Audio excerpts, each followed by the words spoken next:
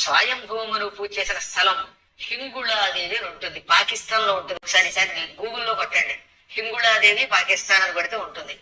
భారతదేశం వెళ్ళిపోయి హింగుళాదేవి మొట్టమొదట స్వయంభూమును భూలోకంలో ప్రతిష్ఠించిన అమ్మవారు మనకి లేకుండా పాకిస్తాన్ వెళ్ళిపోయేది.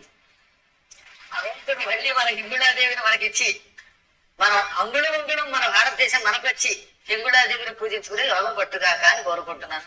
ఆ మంగళదేవి ఎలా అనుగ్రహిస్తుందో ఆవిడదే బాధ్యత.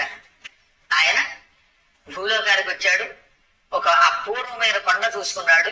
అక్కడ ఈ అమ్మవారి విగ్రహాన్ని, మృణ్మయమైన విగ్రహాన్ని ప్రతిష్ఠించాడు.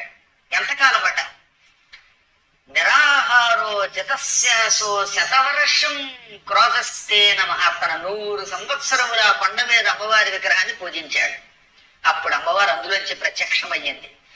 ప్రాదుర్భూత జగన్మయి, అందులోంచి ఆవిర్భవించి, నాయన 100 సంవత్సరములు నువ్వు తపస్సు చేశావు, ఈ నా మట్టి విగ్రహాన్ని జపం అయిపోయాక సింధు నదిలో కలిపి నీ కోసం ఈ కొండ మీద నేను స్వయంభూ విగ్రహముగా ప్రత్యక్షమవుతాను. నాకు హింగుళాదేవి అని పేరు వస్తుంది.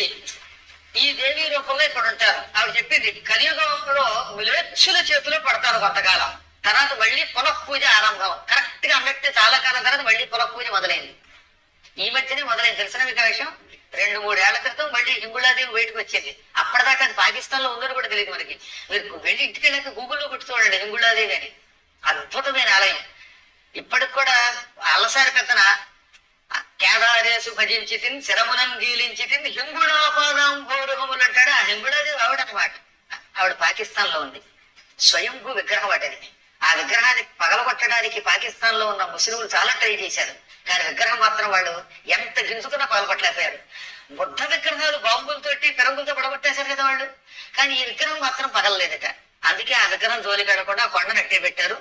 సంవత్సరంలో అప్పుడప్పుడు ఏది పూర్ణిమ నాడు మాత్రం అక్కడికి వెళ్ళి కొండ మీదకి వెళ్ళి మన హిందువులు పూజ చేసుకునే అవకాశం ఇస్తున్నారు.